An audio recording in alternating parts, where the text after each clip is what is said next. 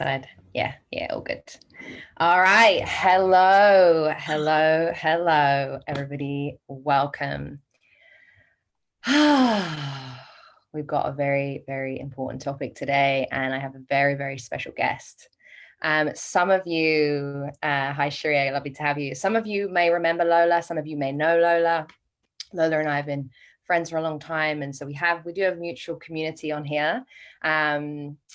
And some of you have met Lola because she was a guest over a year ago, and it was by far the most loved video. We did a video on the shadow, and here we are again. So I am beyond excited to bring on you today, Lo. Lola is one of the most special women in my life, but truly an incredibly powerful and important voice right now. And we have decided to come on here and have this conversation. I've been doing this talk show for the last few months. Hi, everyone. Really happy to have you. A couple of times a month, I've been having a guest, and the topic today is race, authentic power, and transformation. I just want to introduce you, Lola, and really let everybody know what we have here. So hello everyone, we're just getting started over here. So Lola is a many things: leadership coach, writer, modern day priestess, and really a transformation specialist. And Lola's going to be telling everybody more about her journey and who she is and what she has to say about this really important topic. But I think the thing I want to say before we go there is why are we having this conversation, right? And for me, you are somebody who brings unbelievable generosity to anything that you do and all of your work. And there's something about this particular topic that I feel, I don't want to say this, there's just an incredible amount to learn, right? This is a time of great learning, and you're an incredible educator. And I think that we're incredibly lucky that you're here and you're willing. And yeah, so how are you feeling, Lo? I don't know is the honest answer. Who knows? Does anybody actually know how they've been feeling for the last couple of months? But I do notice that we spoke about the shadow last time. And I didn't remember that, and then it's like, oh, we're talking about a shadow right now, you know. That's what I know. That's what I'm noticing. Deeper into those shadows, guys. The other thing I want to say is around the education is I believe that we're all learning at the moment. That's really important. And I know there's this sort of I know that there's a real message right now about white people learning and educating themselves and stuff like that. And so I get that. That's really important. And also, I don't know, I just feel like I'm not a teacher, like a school teacher, like listen, right. You know, the learning is not just kind of, here are some facts. I got that. It's not that kind of learning. It's like in the bones learning. It's messy and emotional, and if it feels like that for you, that's totally normal. That's how it should be feeling. I just want to say that there's agreement there on the thread, right? Everyone's learning. I want to just, before we went on the live, before we clicked live, I was saying to Lola, when I was writing the bio of this talk and I was writing about Lola, I was like thinking about the deep soul work you do in your own practice, in your own life, the deep soul work that you are committed to continue to do, and how important that is to these types of conversations, right? To do the work, to be able to hold it. When we initially had this conversation, one of the things that you've said to me is like how open you are to have it. Yeah, right? I am. I'm really open to have it until I'm not. But I trust myself. I trust myself to be able to set a boundary. I don't have a problem with just this, you know, something moving from a yes to a no. So I trust myself, because it is also, boundaries are really important in this conversation, because it's like, it feels like a while since I've been in this territory personally. Don't know why. Don't know if it's just because it seems so, it's big, isn't it, at the moment? I don't know if it's because we were already in the lockdown situation, and so we're all feeling a little unhinged anyway, right? But it's been a while, and even just in the past week, I've just really been reminded of like the toll that it takes. You know, it does take a toll. It does. Self-care, boundaries is really important in this, and that's about knowing what you need to know your own needs first. No one can tell you that. So I'm personally quite happy to have the conversation, or with everyone. Trust me, there's plenty of people that I ain't having a conversation with. Like, oh no, I'm not going there with you, darling. Yeah, there's a lot of distractions, and I'm quite focused on who I'm here for and what I'm here for, or definitely who I'm not. Right. Yeah. Love that. It's super important time for boundaries, and people are agreeing with that on the thread. Yeah. I'd love, Lola, for you to share a bit more about the journey you've had in the work that you do, and who you are and why you do it. Yeah, I mean, that's a very open question. I can take that in so many different directions. What do you want to know? Because you know me, you know, what is it? There's like, that's so vast for me. So it's yeah. So if we got a topic today, right? Race, authentic power, and transformation. Yeah. Right. And bringing transformation to the center of it, right? We're in a very transformational time right now. I would love to know why transformation has been such a central part of your journey and what you've done with that. Okay. So transformation has been such an essential part of my journey because it had to be. Like, it really had to be. For me, it almost felt like there was no option. There was no choice, although I know there is. I did what I was supposed to do. You know, I ticked all the boxes quite early in life of what I was supposed to achieve. And then I found myself in my 20s just like, this is it. Like, why don't I feel basically fulfilled, right? Fulfillment, meaning is really important to me, but I didn't know that back then. Because we don't live in a world that really supports us in knowing who we are. And that's what we're talking about, authentic power. That's what that's my area of specialism. And so, yeah, I might be biased. So I will tend to see things in the lens of power, but I don't know if it's just me. For me, it all seems to be about power, really. Yeah. Whether it's people trying to get some and actually, I really think fundamentally, when push comes to shove, what everyone's seeking is that authentic power, that power that comes from within them. And I think there's plenty outside of us that help us to do that. So I tend to see everything outside of us as a way into that. We live in a world of where most people aren't in their authentic power. You know, most people are chasing a carrot that was given for everyone's like kind of on a hamster wheel, right? So I felt like when COVID dropped and we all had to stay indoors, there was something about the hamster. We get to step off the hamster wheel. Right. And there's some people that are just like, oh, it feels so good to step off the flipping wheel, you know? And then some people who are just like, you know, there's a lot of stuff I don't want to see. So I like to stay on the wheel, you know? So, but that's where your power lies. Your power lies through that discomfort, you know, through that funk. So yeah, no, that's what I want to say about that actually at the moment. And then the transformational piece for me is a healing. Transformation is like his healing as far as I'm concerned. And I just think we've all got an opportunity right now, like this situation we're in, and I've never seen it like this before. Like, it feels really, really different, you know. we've had issues with police brutality for a long time. And then, you know, in recent years with all the technology, we've seen more of them. So, right. you know, but this time's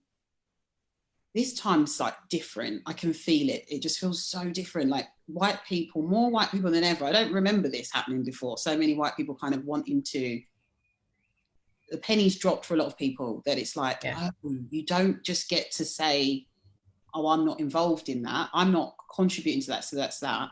It's kind of like, no, you either got to be for it or against it. Like, you don't get to sit on the fence on this one.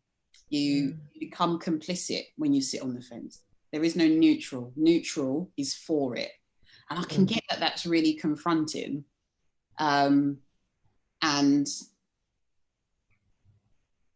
obviously white people have got a problem with racism. You know, people of color have seen that for a long time. One of the worst things I think you can call a white person is racist, even when they're being racist. And it's hilarious, kind of not hilarious like funny, right? But it is hilarious. It's puzzling when you're sort of sitting there like, I don't know, like that shutting down of that shadow, right? That collective shadow, that shutting down of it. It's like, no, that's not happening. We can't admit that's happening. Which is, you know, great while you're over there in your little process. But in the meantime, it's contributing to a lot of shit for the rest of us, right? My speaker was on for some reason. And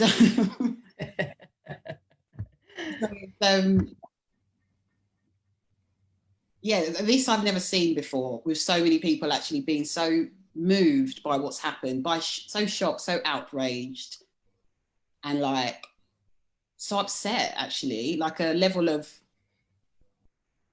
both sides. Actually, I've noticed this. There's a deeper level of emotion that I've seen this time around.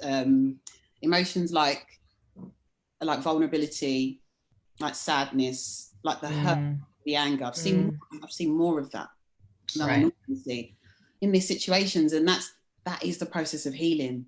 And I also really noticed as well, because I'm obviously a Black woman, in case anyone hadn't noticed, and you know, within that we're all having, there's experiences, there's a diversity of experiences, but we're not all having the same experience. Yeah, we're not all the same people. And this thing has happened in the States, and I'm British, I'm a Londoner, and so we have our own issues over here in the UK for sure, because it's a global problem, it's a humanity problem, it's not a country specific problem, you know. So you can look at this, and I know there's some people that will just look at it like, this event that happened is bad and wrong and shouldn't happen, but it's so much bigger than that as well. It's so much, it's like all the factors that contributed to that event happening. Like, there's a huge backstory in terms of all the different structural inequalities, all the times out we've been shut down, all the, I don't know, like that policeman obviously felt completely within his rights to do what he did, you know, like it's systemic, and not just systemic in the police force, but the police force is part of the world, like it all operates from this world. So it's this world is built on a sort of, on a system that contributes, makes these things happen. And we all kind of get on with it as much as we can, as best as we can. Yeah, but it's playing a toll, it's playing a real toll on us. You know, even for me, with more white people stepping up, I think it actually gives Black people and people of colour a bit of more space to heal. We haven't had space to heal up until now. Right. We've got all these wounds, they have to heal for us to move forward. And we haven't had that because we've had to spend all of our energy just fighting to flipping prove that racism exists. That's where all our energy's gone. It's like that's been the fight for bloody an age, right? And then that conversation being shut down with like, no, it doesn't. Are you sure? Are you sure? What was he doing? You know, sure you're not being sensitive or touchy or whatever other bullshit that comes with it, because you're not experiencing it, you're not living it. So, and that's also not enough of an excuse as far as I'm concerned, right? Because there's a lot of experiences I'm not living too. Like I don't, our mutual friend, as we know, and I know other people like this, he's Asian and he has a beard. And after September the 11th, it's getting on an airplane is a bit of an ordeal for him. You know, he tells me that. I don't feel any urge to ask him if he's being touchy. Or is he sure? Is he sure that's happening? You know. So I don't get that, actually. On that level, I don't actually understand that. But it happens all the time for some reason. So the thing I'm hearing in that, though, is that it's like the experience of white people, the difference between there being this invisible thing that they're not acknowledging. So you're having to say all of the time, there's this thing. And they're saying, no. There's nothing there. There's nothing there. I can't see it. Yeah. Right. And right now, what we're seeing is a lot of people saying, wow, I wasn't willing to look. Wow, this is uncomfortable. Like, wow. Yeah. Right. And starting to wake up to all of the places where they weren't willing to hear it, weren't willing to look. Right. And I want to just say for anyone watching this, right, because we're going to have a real diverse group of people watching this. Right. And this is for everyone that wants to be here and is called to this conversation that we're having. I want to, speak directly to anybody that's white that's watching this. This is kind of how Lola and I decided to do this. We were having a conversation at the weekend, where I was saying, where do I have an inner Amy Cooper? Right? That woman with the dog who, the blatant racism that was caught on camera, the blatant knowing of the power she holds, right? And it comes out in this way, this poison comes out, and we've all got to see it. But it's very easy to point the finger and say, oh, look at that. Everyone wants to be against Amy Cooper and put her, on the chopping board, versus being like, where do I have that inside of myself? This, what we're saying here and what I'm hearing you say is it's systematic. We've been living in it, right? So everybody has it in them in a different way, right? But it's in there somewhere. Yeah. So I want to say to anybody watching this who's white and feeling uncomfortable, there's an invitation here to resist the collapse that might come of the shame that you might feel. I done it wrong. Do I need to do it right? How do I do it right? And be really open to feel it and to learn, right? And that then creates the opportunity where, because what I'm seeing is, and I'm seeing a lot more white people step up, step forward, and start to hold and start to have the uncomfortable conversations, right? And there's work for all of us to do, me included. There's a huge amount, right? But the only way that I believe, the thing that I'm seeing is the healing can occur when people are willing to step up. Being willing to step up is you being willing to sit in the discomfort. Yeah. Right. And not rush to fix it. And oh my God, I need to do the right thing. And I'm seeing a lot of disembodied reactive action to sort of clean it up versus really, truly, deeply understand the complexity and the depth to which this is inside of us. Yeah, I think we've got to play a bigger game, basically. And something when you're speaking that struck me that's probably useful for people that are going through this and like feeling all the, because let's think about this. Once you stop and realize, as a lot of people are, oh, I'm still complicit when I do nothing. Shit, I don't want to be that person.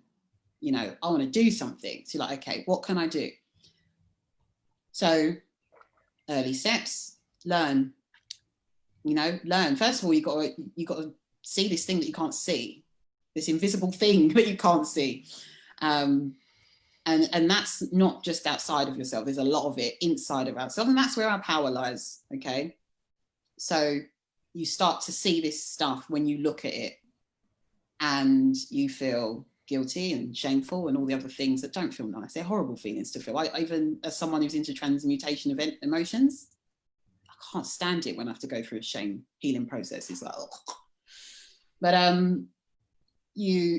But that's power.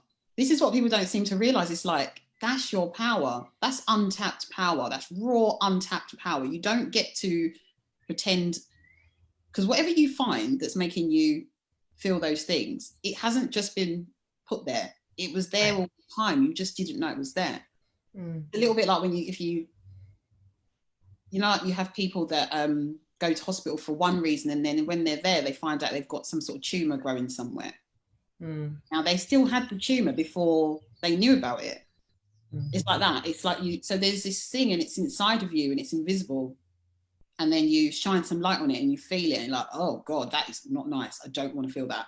The degree to what you don't want to feel that is the degree to, that's how much power is potentially there. That's what kind of gets alchemized. It's alchemy, you know, we want to alchemize that shit into gold. And that's where we get our power from. So we have to face it. That's an individual thing. And I think obviously that's collectively as well. There's a lot of transforming that needs to be done. There's a lot of dismantling that needs to be done. You know, because we've internalized this system so much that so that we're all affected by it. You know, people of color are racist too, in a different kind of way. We've still been indoctrinated into the same system. You know, the system that says that we are inferior, X, Y, you know, and all this other stuff. That our beauty isn't our beauty or our body shape or our, you know, whatever. It's just not the what's the word I'm looking for? Like the dominant. It's kind of not how things should be. You know, it's wrong. As opposed to a culture where there's room for everyone. Because that's really what we want. We want a culture where there's room for everyone. Racially, you know, different types of people, all the genders, all the sexualities, all the kind of diverse ways that we think. Like there should be room for all of it because we need all of it. We're almost like a body, you know, a body's got all these different parts and they all do different things, but they work together to make you happen. The arm doesn't decide like the leg has got a problem because the arm doesn't decide the leg needs to be like the arm. That's kind of what we do. It's just dumb. It's like, right, everything should be like the arm. Like it doesn't make any sense. And that's kind of what we do. And it's like, no, actually, I think you'd be surprised what we can do together. So Black Lives Matter because it's better for everyone. If Black lives genuinely mattered, genuinely, it would be better for everybody. Yes. Yes. Reminds me something you said earlier today. I want to bring that in. You said everything is a doorway to the real thing. And I think, and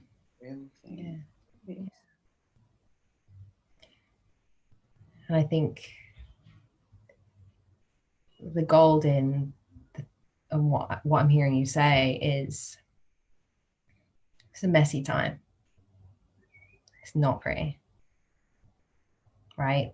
That first conversation we had, right, about the shadow, right? And here we are having it again in a different context. People have an idea that life is this, and I think it's definitely a white superiority thing. Like life's supposed to be manicured, look a particular way, keep the status quo, right? And the thing it feels like we're experiencing is this huge dismantling. And I think when people are at that doorway, and, you know, the thing you said was it's the doorway to the real thing, but they might never have had that.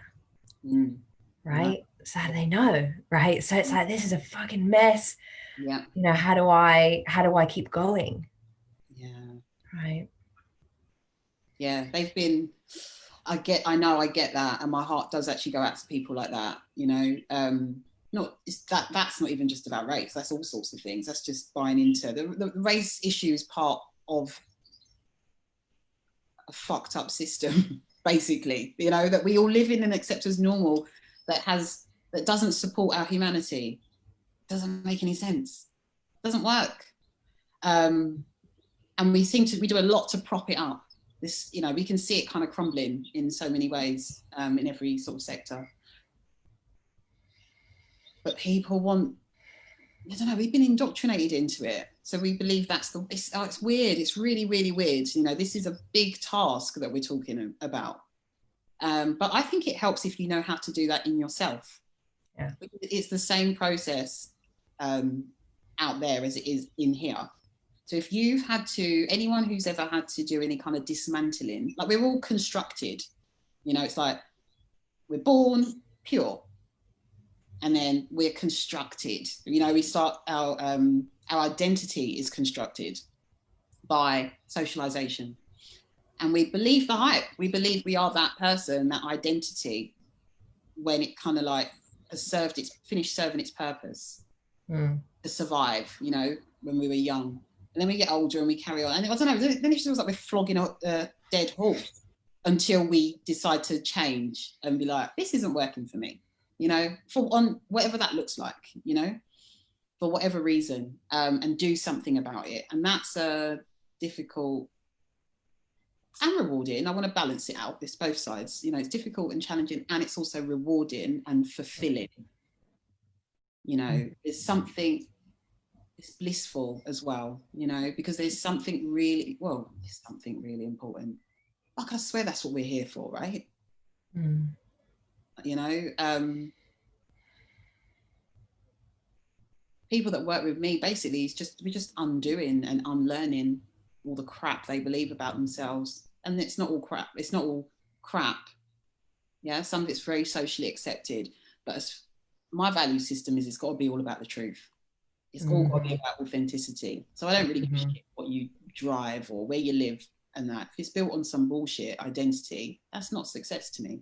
You know, that real kind of living, the ability to live your life as you is, that's a privilege in my book. That's a privilege that's available to everybody, actually. But it's, yeah. And it's how it's supposed, it shouldn't be a privilege. I think it should just be normal. It should be, because that's our humanity. We're taken away from ourselves. And that's where this kind of racism comes from as well. Because we're taken away from ourselves so much that we can see groups of people as less than us. Right. And yeah, it's fucked up.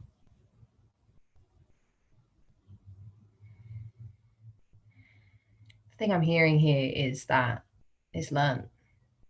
It's learned. Right. Them just absorbed almost. I think learned and kind of absorbed, if that maybe is the same sort of thing. Just the air that we breathe. Yeah. Indoctrinated at every turn. And I do believe it's kind of crumbling or evolving or whatever, transforming, and this is part of it.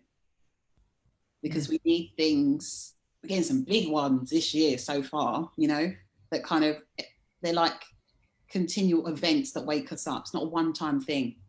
But I, in my perspective, I see the changes. I see the gradual changes that are going on over time, for sure. Something that comes to mind as I hear you say that is,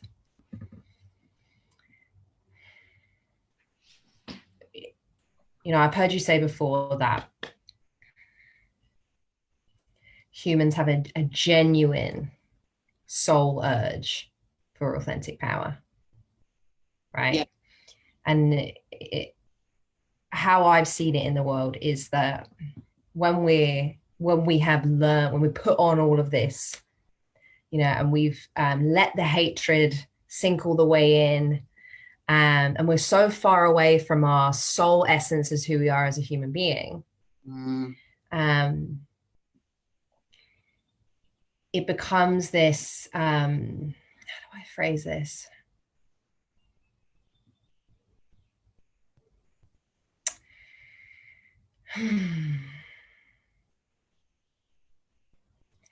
So I want to speak to the thing I'm seeing right now, which is, and this is kind of this is directed at largely white people, I'd say, that are waking up to what we're talking about, waking up to their racism, waking up to the racism, the systematic racism, waking up to their privilege. And it activates this sort of activist response. Need to fix it, need to rescue, need to sacrifice myself to make up to all this guilt I have, I need to do something with it, right? And it's complete different frequency to what you're saying and what you say, that this genuine human soul urge we have for authentic power doesn't come from reacting because you think you're a bad person and you need to uphold your identity as a good white person, so I need to let them know that I'm doing the right thing, versus saying, hey, I'm a human, this is a mess, I'm willing to get in the ring, I'm willing to look at myself, I'm willing to learn, and I'm willing to honor that I have a soul urge to find my authentic power and my authentic voice that's of service to humanity and the greater good. And I think the slip I'm seeing, and I want your perspective on this, is where people are falling into the activism and not taking care of themselves and getting even further away from what's authentically true. Yeah. I mean, it's leadership is what it is, right? Self-leadership. All leadership is self-leadership at the end of the day. I'm a leadership development coach. I would develop leaders in so many different ways, right? And it's always the same. It's always, first you get to know the I, and then you get to do the we. So it's kind of like, who am I, first and foremost, properly, beyond the bullshit surface crap. And then how do I relate to others, right? And we all have patterns, so we need to get out of any kind of idea that there's a linear process of I will get there. There is no there, I'm telling you, right? There's always a trapdoor, and you can only really go as high as you go low as well. This is the other thing people don't seem to realize. You don't get to all this darkness that we're wading through at the moment is because I know that means there's light. The equivalent light is available at some stage later on down the line, but authentic power. I literally just lost my train of thought there. I got really forgetful during COVID, really forgetful.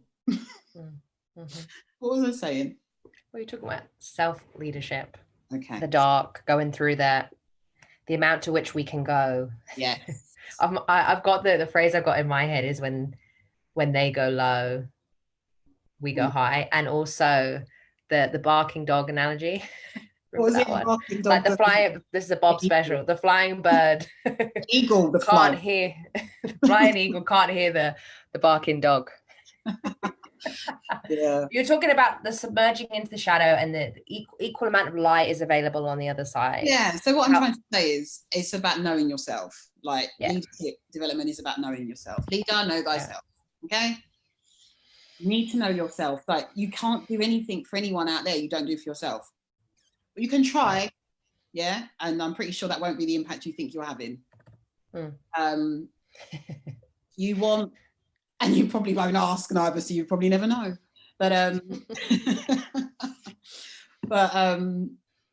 will be talking about you behind your back. That's for sure. But basically, if you want to do it properly and have the impact, then it is about, first of all, getting to know yourself. Who am I? What's important to me? What are my values? Not this kind of, I like this, I like that. What makes your soul sing? What lights you up?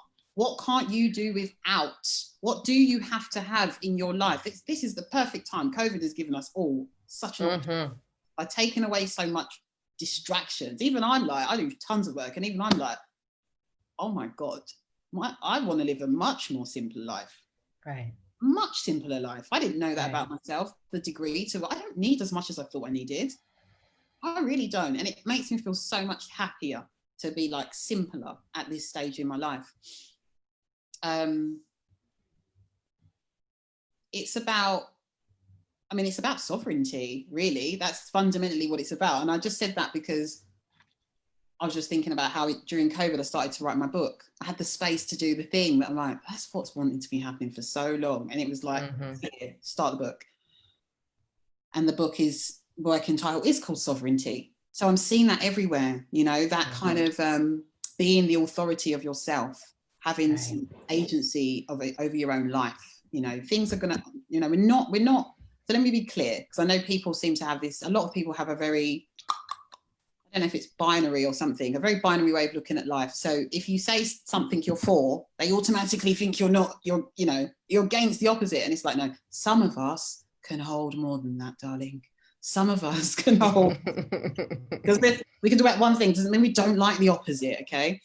So my work, my coaching work, as a Black woman, so it's just a natural thing because of the experiences I have in my life, but coaching has always kind of pissed me off a little bit, the coaching community, because it has been like, if you can see it, you can dream, you know, dream it, and you can have it and visualize it, and, you know, be positive.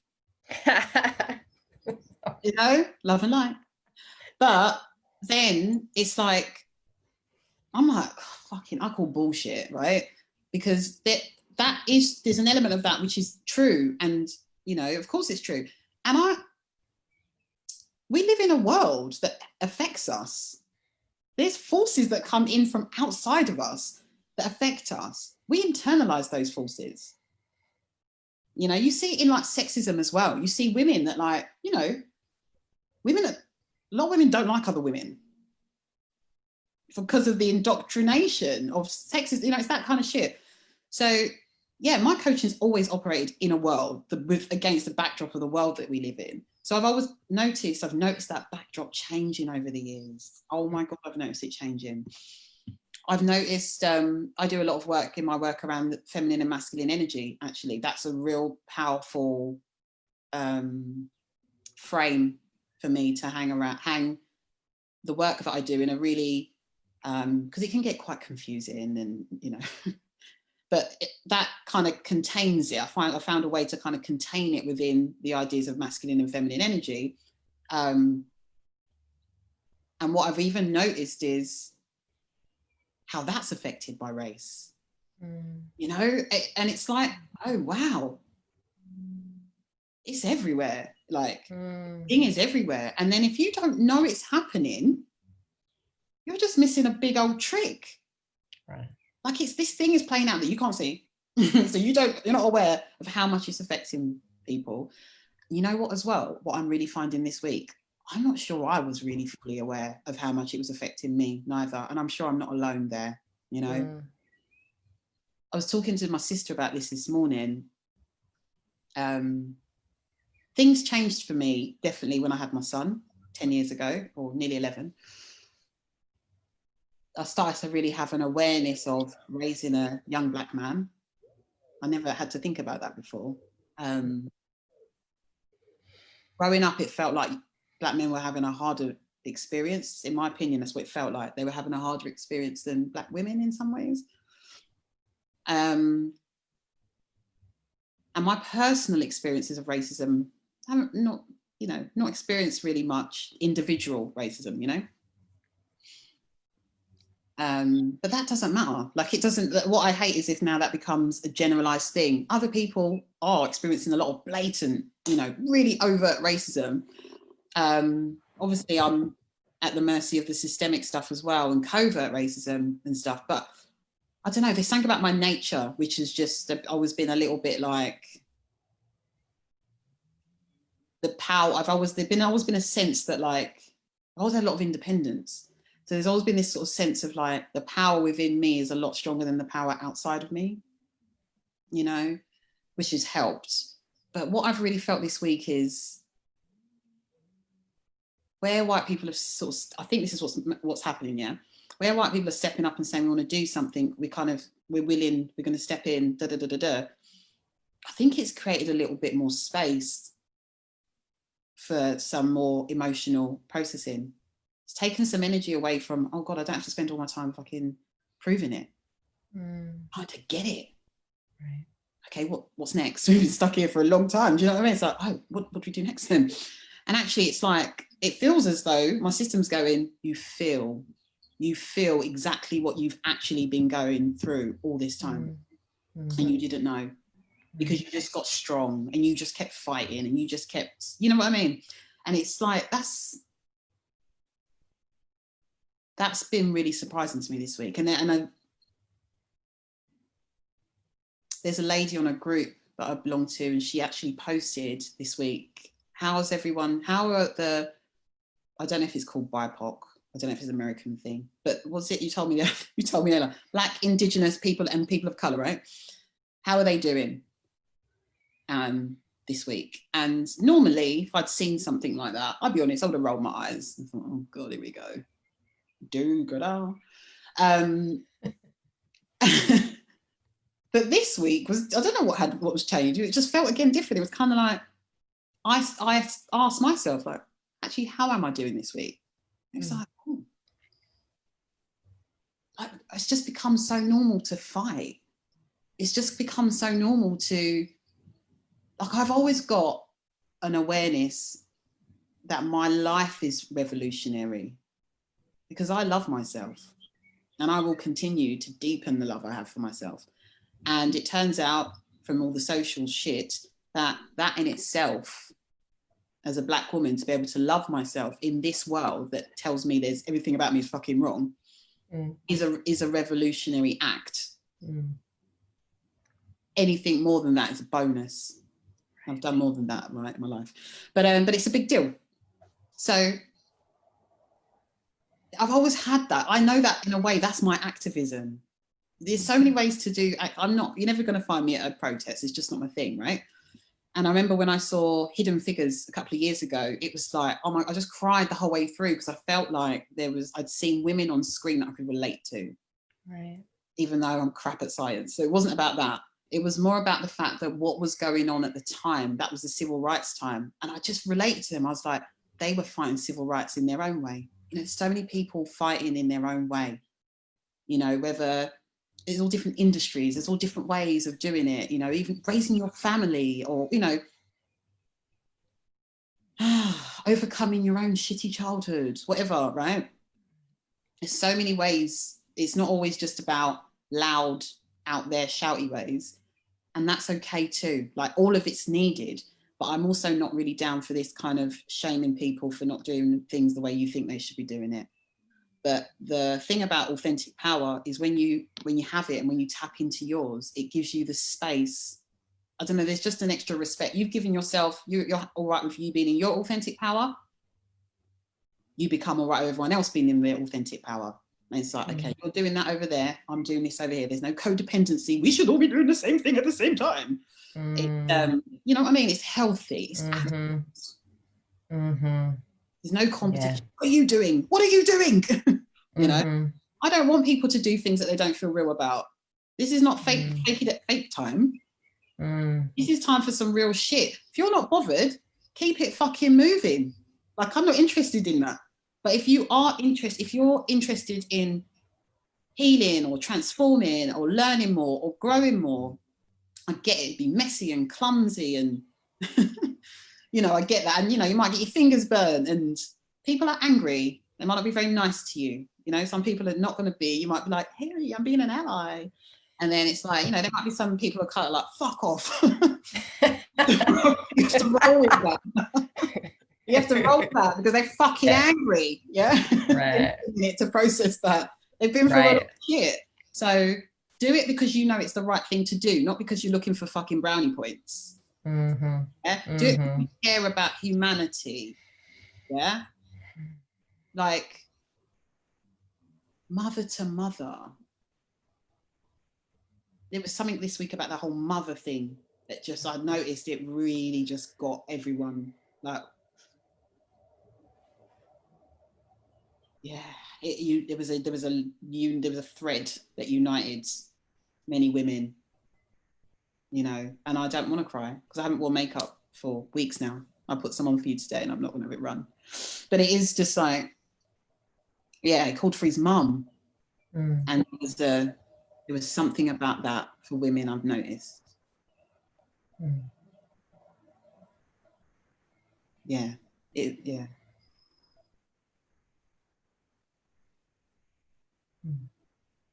It's sad. You know, fundamentally, it's really fucking sad. Yeah.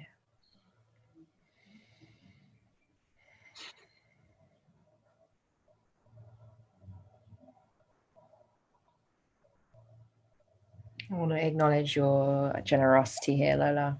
You can't see the thread, but I can. It's like I'm not going to get distracted because it doesn't take much.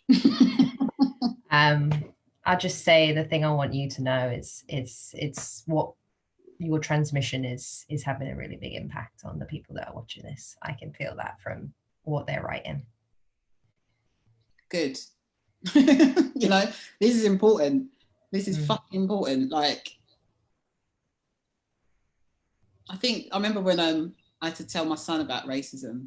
I hate when I have to tell him about shit that it's only when I'm telling him I think, God, this sounds so, it's like the reality of it hits me even more. Like, even I remember when I told him about the Holocaust, I was just like, oh my God, like saying it out loud. And he was like, what? They did that? I'm like, I know. It's like, fuck's sake, man. You know? But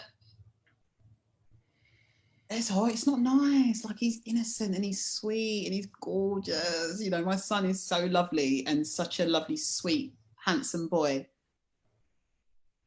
And then he's really caring, really compassionate. And he's 10, nearly 11. And in another 10 years, you know, if we don't start making some changes, he's just going to become scary. He's just going to become fucking scary because of the colour of his skin. You know, and it's you know what, it's not just the justice system, even though that's fucked. It's the education system, you know, it's all of it. It's the fact that I can tell they don't really expect much of him, you know, already. They don't even fully know they're doing it. It's unconscious. We can't leave shit in the shadows because you're fucking scared of your own feelings. If you're scared, okay, you have two options. One is cowardice. One is courage. Like, it's simple as that. Simple as that. No one wants to be a coward, right? So choose courage then. Be a warrior, like a warrior for the light, you know? Like, you deep breath, like, woo, I'm bricking it. But you know what? This is actually a lot more important than my little fragile feelings. Right. And if it was your kid, you'd do it. If it was the other way around, you would want me to do it. And I would do it, actually. I know I would. I would. Just who I am.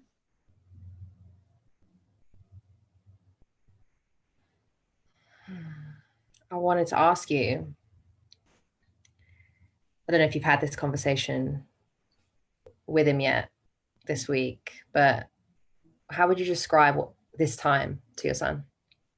I haven't had the conversation yet, like, because we're in a COVID bubble and he's in an even deeper Michael Jackson, Billie Jean dance routine bubble. I've not had to, but I would have that conversation because we do, you know, I'm into that. What would I say to him? I mean, he knows that shit happens because of the colour of his skin. Yeah, I'll tell him that, you know, in America this week, there was a man and, you know, the police thought that he had done something wrong and completely over the top about it and murdered him. I'll tell him how they murdered him. They put a knee to his neck and that this man called for his mum, who died 2 years prior. And that I think she came for him. Yeah.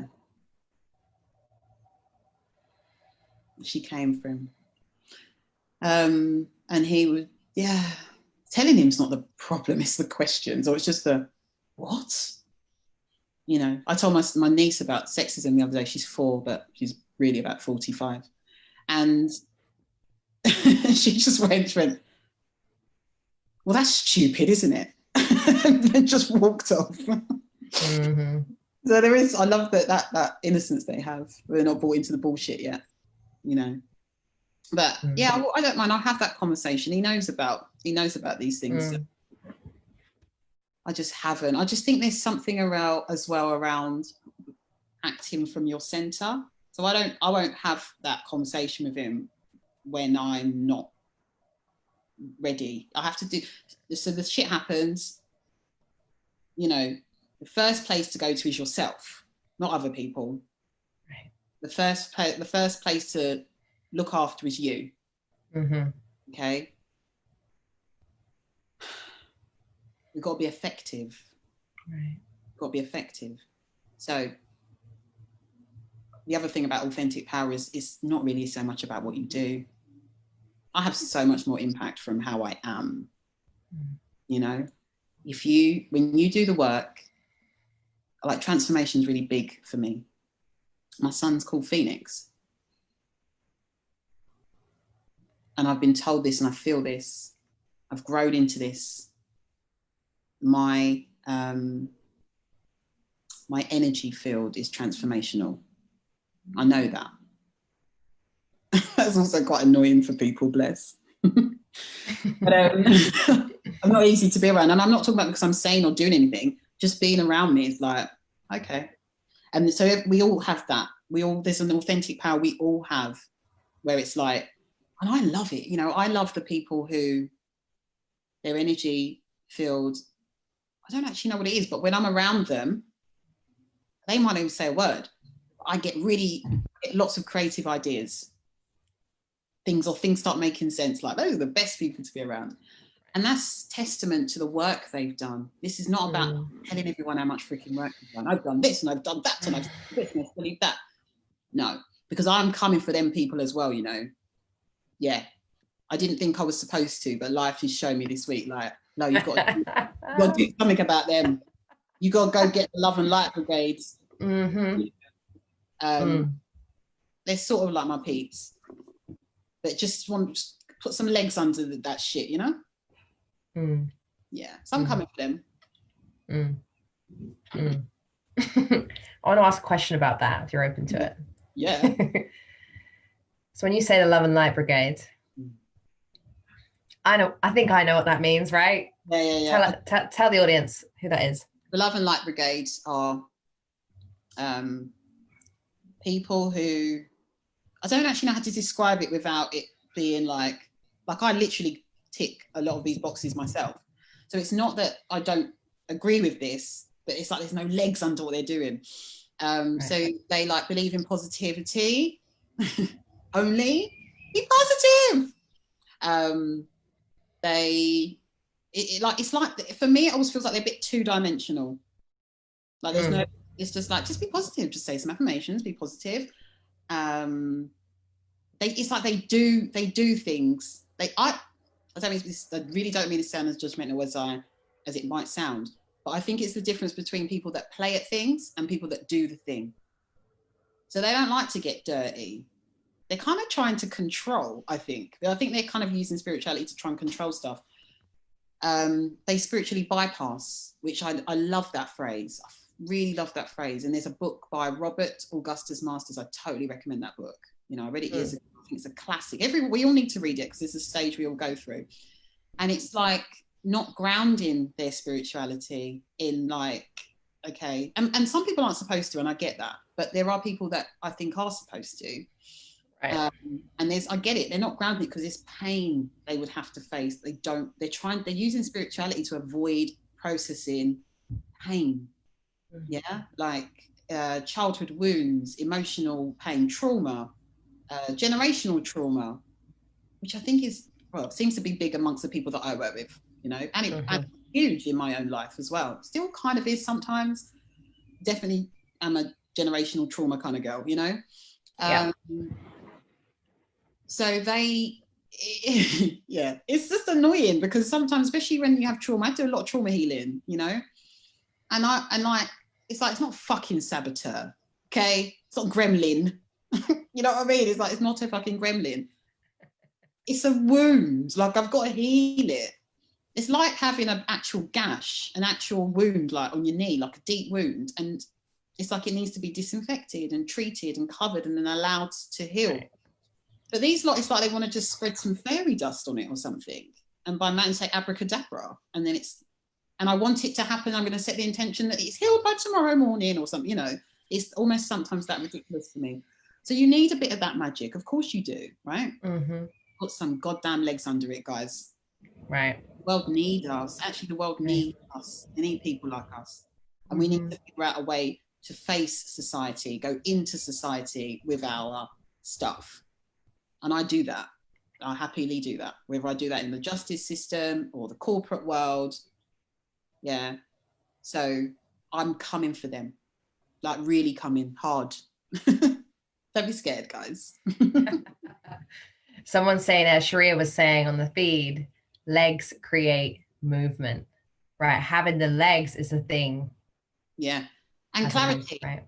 And clarity as well. The other thing I really notice is, for me as well, because sometimes it can be a head thing. You're like thinking. It needs to get clear. And it's like clarity comes from action creates clarity. That's it. Yeah, right. You start getting clear as you move. It definitely comes from thinking. It definitely doesn't come from confusion. Comes from thinking. Yeah. So. Yeah, I love that because I think that really that's a helpful thing to hear right now.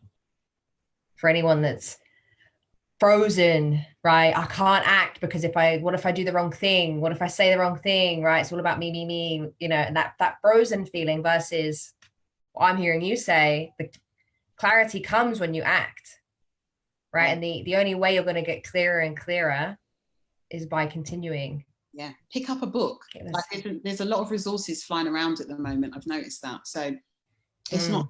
I'm sorry, I'm not. I don't know. I'm not going to have anyone tell me they don't know where to fucking start. Like it's everywhere. Google it. The same way you figure out. The same way you figure out how to find that dress that you like. Use the same tactics, guys. There's a lot. I feel overwhelmed because there's loads of stuff I'd love to read as I look at my bookshelf full of wonderful books that I haven't read. I've read some of them, but there's a lot of stuff here I want to read. I want to dive into more, you know. I have a lot of lived experience. I don't really have a lot of book experience about this shit. You know what I mean? It's just right. Yeah. But yeah, look, that's what I mean by action. Doesn't always have to be a big, massive one as well. Right. There's knowledge in those books. You know, there's knowledge in those blog posts. They'll give you ideas. You know, there are coaches as well that can help you with that. The thing I'm hearing you say loud and clear here, Lola, is that there is all the resources out there, right? Whether that's pick up a book, hire a coach, do the class, like whatever it is, have the conversation. But the external resources are all to support the accessing. Yeah. The inner resources. And it takes time. Right. Takes time, yeah. So forget any being in a rush. Right. Once you get on this, you can't get off, guys. Right. It's not a thing. You might want to take breaks. Right. Pace yourselves. Right. Totally. I wonder who here has felt like they're in a rush this week. I'm pretty sure. Like. Yeah, I'm like, why do I feel I've got no time? You know, it's sort it out now, quickly. Now, you know, no one else is killed by the police. No other black man must be killed by the police. We've got to do it quick. We can prevent it. It's like kind of not how system change, right? Right. But it will change over time. We need, in my opinion, we need to create like a tipping point in society. Things are normal in society because we collectively kind of agree, for want of a better term, that it's normal in terms of how we live our lives. Gay marriage wasn't normal once upon a time. Not in that bloody long ago. right? Now it's less of a big deal. I know for some it's still pretty a big deal, and for others it's really like not a thing at all. So for me, it's like it's paying attention to things like that for me. Like, you know, interracial marriage was illegal, right? So it's now it's so much less of a big deal to have mixed marriages, mixed race kids. It's like, you know, can't, you know. So this can happen with this as well. This could be like, oh, you know, in the olden days, people were fucking stupid, and they thought, you know, they thought that black people were worth less than white people. Yeah, like what? Yeah, they thought that, and white people couldn't even see privilege. What? So that's a possibility. We need a vision. I think sometimes that's what's missing, is like a vision. At the moment, we're like, and maybe not now as well. Maybe it's the timing thing, but it is like we're kind of digging around in the dirt at the minute. At that stage, I think we're at. But at some point, it'd be nice to have like, and what are we working towards? Like, how would we want things to be? My vision is to have a world that just works for all of us. Yes. Because I'd never feel really like I fit in anywhere, you know, so, which is okay. I think that's good. I now know the gift of that. But for a long time, it wasn't good. It was quite annoying. But if you don't fit into the, like the majority of any group you belong to, you start to just feel a bit weird and odd. So yeah, there should be kind of in society, like, lots of ways to be a man, lots of ways to be a woman, lots of ways to be a white man, a white woman, a black man, a black woman, lots of ways, right? To be a coach, to be all the little labels, right? And it should work for all of us. That's what I would love. Like, oh, you're artistically minded. I'm logically minded. Not I'm logically minded, so I'm inherently superior to you now because the way your mind works is valueless in this society. What do you do? It's like, no, we understand the value of the artistically minded, the visually minded. We understand the value of the logical minded, the emotionally minded, or whatever, you know, the somatically minded. All that we recognize that we need all of them. Right. You know, what you're saying here, Lola, is so fucking powerful. And I just want to say that the thing you were saying about the vision, right? We need a vision, right? And Sharia said something that was in resonance with the story I wanted to share about you. It's a story from the past that I think kind of illuminates this. So Sharia says, let's collectively agree to something else. And as you were just speaking there, I was reminded of a really, really beautiful lesson that you taught me early on in our relationship around what it takes to have these types of conversations. And I want to shed the context of this, right? Lola and I met working for a nonprofit that worked in the UK prison system. And Lola was the director of creating the coaching programs that the company delivered in the prisons. And there was various styles of coaching that we did as an organization, but there was one in particular that I think is relevant to this conversation, and it's the systems approach, right? Bringing everybody together for that conversation. And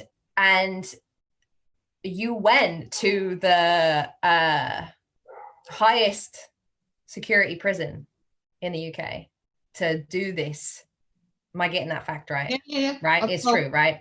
I mean, it's a high security prison. It's in London, Belmarsh. I don't know if it's but it's in the UK. It's full on enough for me. Trust me. It was all I remember is it was a huge deal, right? That this work was being done in this environment, right, where you have all of this hierarchy. You have prisoner, you have new prisoner, you have officer, you have top dog, you have murderers, you have people that have done lesser crimes, and you're bringing everybody together to bring up the honest truth of how everyone really feels, and getting the wisdom of the system to come to the surface so the new vision can be created. But you can't create the vision without that's the thing I learned from you, right? You can't create that vision without bringing everything up. Yeah, no, good point. Because I was wondering where you was going with this. I didn't actually know where you was going, but no, you're right. Yeah.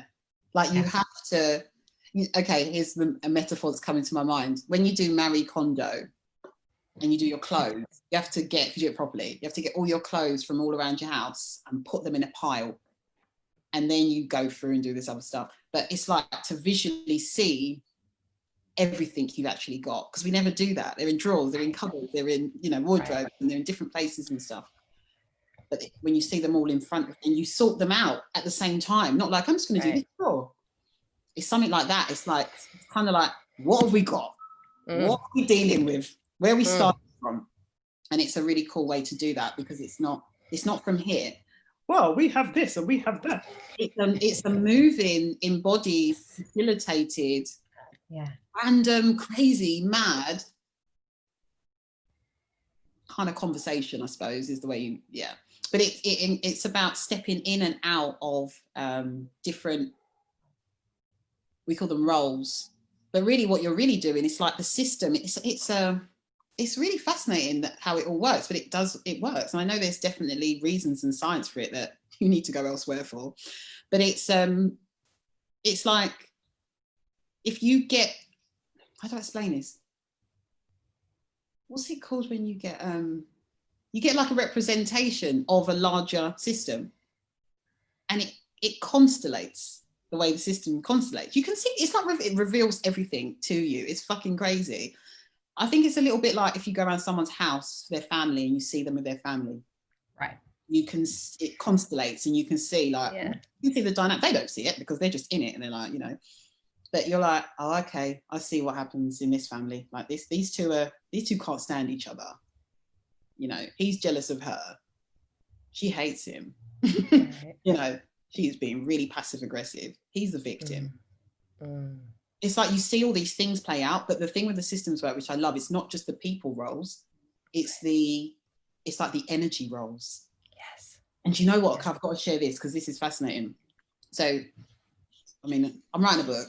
It'll be all in the book in full story. I can't obviously go into it now.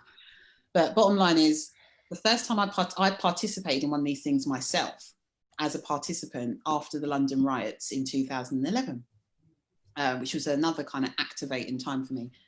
And I went to like one of these conversations, and we was talking about the riots, obviously, and there was all these different positions and roles and people speaking about different, like some people were like the police, you know, the government, the prime minister, the young person in the community, whatever.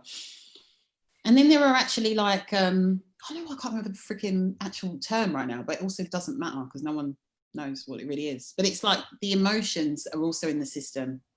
Yeah, the non-people roles maybe. And I remember the facilitator, Laurie Shook, who I adore. Hi, Laurie. She said, oh, it sounds like there's racism here. Who wants to step into this? Because what you do is you'll step in and be like, okay, I'm going to be racism. And it's like, what's it like to be racism? What do you want to say? Maybe you want to say something to someone. And I remember being, I think I was probably the only person colour in the room. Maybe there might have been one other, but I don't remember there being a lot anyway. And I remember just this feeling of like, oh, well, it can't be me. So it was almost just like, I was going to stand aside and like, yeah, no, you're right. Racism is here. Like someone's stepping at them. We're playing a role. We know it's not you. That's the whole point of this. It's like the more uncomfortable something is for you, the more value there is when you step in. I watched everyone in that room just kind of, no one was going there.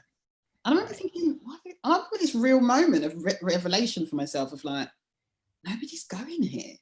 Like, I wonder if it's because of me, because I'm here. Like, I know they're not racist. I know we're just doing a thing. So I stepped in because I was up for it. I just honestly thought maybe I couldn't. I just felt a bit like, well, look, no point me doing it. I stepped in and to be honest, I had a blast because I really do get into these things. And I could feel the power. I could feel the kind of power the fake power that I got from feeling better than someone else. You know, I could actually feel the kind of weakness in me. I could feel the like the little pathetic man really running the show underneath all of that with this bravado on the surface. You know, it's a real this is horrible. But I'll never forget the absolute utter refusal for anyone to stand in that role. Yes, just weren't having it. Even to play and pretend in a safe space. We've definitely got to be better at that. It's messy and clunky, and people are going to shout at you, and maybe they won't. I don't know, but we have to have we have to take it, that shadow. That's a big old shadow that we want to reclaim. That means to find your own part of you that maybe is racist, or maybe the things that contribute to race, so it's not becoming another, just a big projection of like, hate that. Yeah. It's holding us back. Right. I want to kind of share something here. I realize in listening to that story, we've talked about that before, and I've been in, not that one, I've been in those things with you, right? We've done that in the same room. When there's been other uncomfortable things, racism was less of a uncomfortable spot in the one we did, but I remember the role that no one would stand in, right? I remember it when no one's gonna fucking go into that. Me and you, the one that me and you stood in. It's like, what's it gonna look like to stand here, right? And this is really powerful work, constellation work. There's many different ways of doing constellation work. This is just one of them. But what as I'm listening to you, I'm like, even back then when we worked together, we were doing that work, I don't know whether I would have stood in racism. Right. And having this conversation now, I believe I would. I believe I'd be willing to go there. And that's just, when I look at my own journey, and I'm really honest with myself, and I've had a lot of, it's been a very uncomfortable week, right? Really taking a peek beneath the hood and being like, where am I not having the conversation with myself? Where am I not actively, consistently dismantling? Not just, I do a lot of identity work, not just that, particularly around racism and my own inner racism. So, that was 3-4 years ago, right? We're in a different time now. I've done a lot more work since then. But I just think that's interesting information, right? That even us having this conversation live about race, coming on here, I was thinking there had been an old version where I'd have been like, that's not an okay thing for me to talk about. Right? I have it too. I think what we have to realize is racism has an energy field of its own on our planet of and that energy field that it has is dense as fuck. Yeah, totally. It's got so much history, so much baggage, so much there's not been a lot of kind of repentance or forgiveness or making amends. It's like, just sweep it under the carpet, no one mention it again. It's not how things get resolved, so like there has to be some acknowledgement of like, when you're doing this, you're stepping into that field, but also the work we're doing at the moment is to clean that field up. That's why it's so important. The other thing I want to say, because I think this is important and I want to say this, is that when I've done work, I'm big on identity work too. And when I've done, and I love doing it with people, really love it. Because I find I'm really curious about people's identities and how they were formed and all of this, and helping them to unpack them a bit, and I like to use the wisdom of the body a lot. So this is, again, not a mental process, but more than that. So there's this exercise, and when I've done it several times, and then it's even in the prison work now, because I really wanted the boys to have that space to unpack their identity too. It felt so key to the transformation. And I remember doing it, and like, what it is, you have all these demographic labels like gender, I don't know, parental status, marital status, race, ethnicity, country of origin, job title, whatever, all these things. And you basically can do whatever you want. You step in physically to them and see what is available, what information is available. There's something about physically taking a stand and stepping into something. So it's like, step into gender, and I'd be like, okay, I'm a woman. it's like, oh, I feel a bit funny about that or whatever. And you start to unpack that. When I've done that exercise a few times with white men, and it was something that I started to see, and it became really common. I was like, oh my God, I didn't know this was going on. And what it was they hadn't ever had to really, it was race and ethnicity. Every time they stepped in, it was like struggle fucking city. And I remember there was times I'd be watching them step in and I'd be like, it's white. They'd be like, I'm not sure, like, I suppose I'm white. I'm like, duh, like, yeah. And sometimes even for gender, it was like, well, I suppose I'm a man. I don't really think about that. I remember just being like, whoa, that is new. This is fascinating to me. You guys don't ever have to look at your freaking identity, do you? Because the world just works for you. It's built for you. And as a result, you don't have to look at it. And the amount of guys at the end of it would be like, I just realized that I'm a white man. And I'd be like, wow, like you could see that on their face, like they've had this massive realization because they don't have to think about it.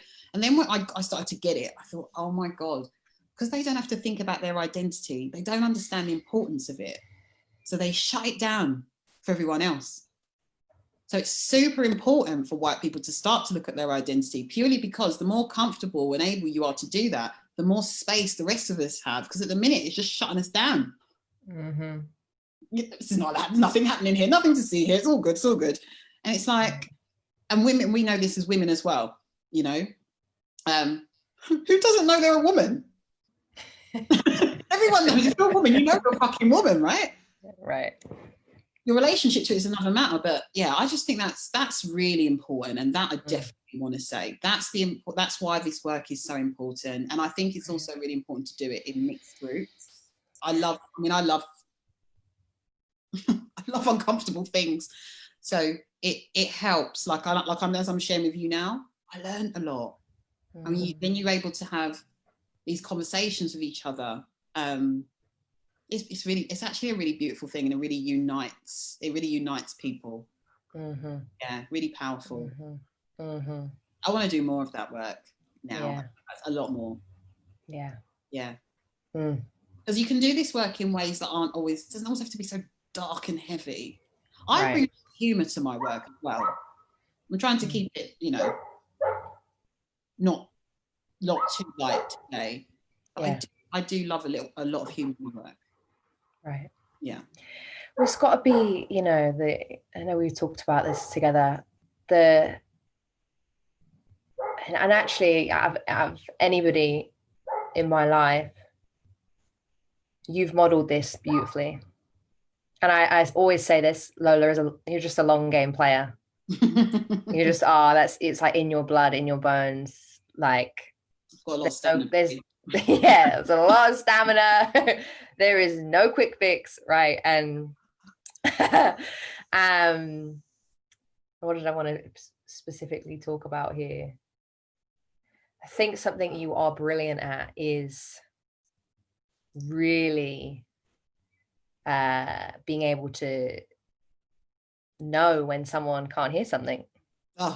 Right. And it's not and it, you know, for anyone right now that might be waking up and thinking like, I got a lot of shit to say, that kind of rescuer complex can come in really easily, and then it becomes, I know something you don't, how dare you not know this, let me tell you what you need to know. I am guilty of this. That is a pattern, you know, I've had my entire life, where it becomes a place where people feel wronged and backed into a corner, and then they can't hear, and it's not productive to this new vision. It's not productive to the real conversation, right? So there's a certain skill, and I think you modeled that beautifully. And I think that's what leadership development is about. Yeah. Because all I hear is about stepping out of the drama triangle. You know, in none of those roles, victim, rescuer, or persecutor. Yeah, Sharia's gonna love this. We get it. You know, we have our resident expert. Come out of that to be real authentic power in our leadership. Real authentic. Yes. And we all go in there, right? Let's not put nothing I'm saying is about being like, and then we never go in it again. It's like, no, we always recover. Right. Repair and recovery, baby. Yeah. Yes. Yes. Yes. Yeah. This is a big takeaway, I think. The stagnancy and the complacency is what keeps the stuckness, right? The rupture and repair. So it keeps us moving. Yeah. True. It's the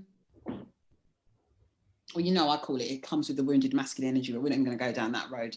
It's that kind of pressure on yourself to be perfect.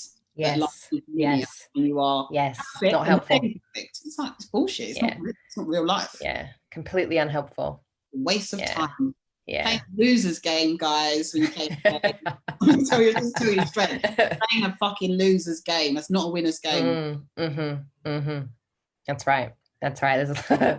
I feel like we're heading to a nice peak to close. I think we've been long enough, babe. I think, and I wanted to. I'm gonna ask everybody to share rather than ask questions. Yeah. We're gonna talk about how people can find more of you. And I want you to share a little bit more about your work. But I just want to say to everybody on the thread that's been here, because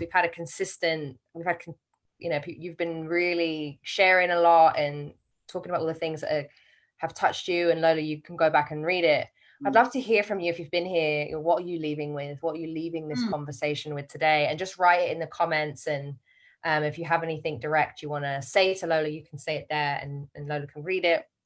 I'd love to hear what you're taking away. I love that question. Yes. Always want to be awesome. Exactly. Well, I want to just say on behalf of everybody, thank you. You are just phenomenal in your deep willingness and your heart and your commitment, and your transmission every time. It blows me away. It really does. Honored that you would be here and have this conversation. So thank you to start with. Thank you for having the conversation. Yeah, thank you for important. Sticking your head up and saying what needs to be said. Appreciate that. So how do people find you, Lola? And what are you up to? What do people need to know about you and your work right now? Gosh, so I'm in what am I in? What was that phrase you said earlier? What was it? Do you remember? I can't remember. Anyway, I'm in a process of transformation at the moment, as I usually am, to be fair. But right now, where you can find me is my Instagram. On my Instagram at Boss Ass Living. So Boss Ass Living is my company name. BOSSASS Living. And Instagram, probably the best place. I will say, when it comes to social media, I'm sometimes active and sometimes just absent. So, but I'm there. I will always come back there eventually at some point. It's, again, self-care and stuff like that. And I just go off it. There's times I just actually go off it and I'm like, ugh, I don't care what everyone's doing anymore. I don't want to see. But that's the best place. Also, there's my website, bossasliving.com. There are free resource on there that actually might be useful for people about power, but it's about the feminine and the masculine, really, the wounded and the healthy feminine and masculine energy, using that to come into your power or explore it a little bit more. So that's quite useful, actually. And you can explore, anyway, no, I won't go into any more detail about that. Just check it out if you want to check it out. I am on Facebook as well. Boss Ass Living is on Facebook. And in terms of work at the moment, I'm writing my book. So I'm spending a lot of time doing that. But also, and I will be for a while, I can tell. But this thing's taken me on quite the adventure. But I want to run a group. So I'm in the process of putting a group together, actually. I want to run one group. So that's really feeling like a call for me. You know, you can work with me one, and there's ways to do that if that's feeling like your thing. But there's no information about the group. All I will say is that my book is going to be called Sovereignty. Actually, it might not even be called this, but at the moment, that's what I think it's going to be called. Sovereignty, reclaiming your natural power. Mm-hmm. You see what I'm about if you're here watching this, right? Yeah. So I'm a girl that's like, I'm a soul girl, right? So, you know, it's not about, obviously there will be some information because people need that as well. But if you feel called, just get in contact. What I say would be really cool would be just to have a group organically that's just run, you know. So I am looking for like 6, I'm gonna say people, even though I work with women, I always still get a lot of men. So 6 people, although I have a special place in my heart for women, that want to come together and do some work around sovereignty. We will go on a very transformational journey together over probably about 6 weeks for the minute. But yeah, there's no details or anything on that. If that feels something you're interested in, then slide into my DMs and let me know.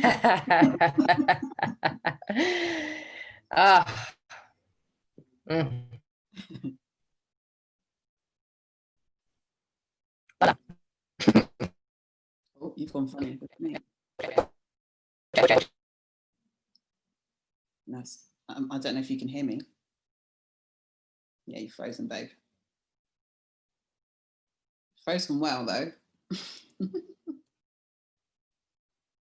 We're moving now. Yeah, I think you, hold on, say something. Yeah, no, I can't hear you. I think you're saying something about a mic. No, I'm just making it up.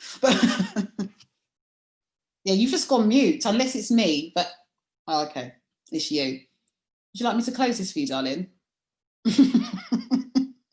So everybody, Olivia's having some technical problems right now, so I'll close for her. Thank you so much for watching today. I hope it's been really useful. Yeah, Liv's okay, darling. Just wait. Oh, you're back. Are you? Okay. I'm back, but you keep going. Okay. Yeah, so I hope you enjoyed it today. I hope it's been really useful. You know, get in touch if there's anything I've said that you'd like some more clarification on, and eventually I will get back to you, because sometimes it'll take ages to do that. But yeah, thanks for listening. Yeah, thank you. Thank you, Lola. All right, I'm gonna stop the sharing. Hang on. Thanks, sweet.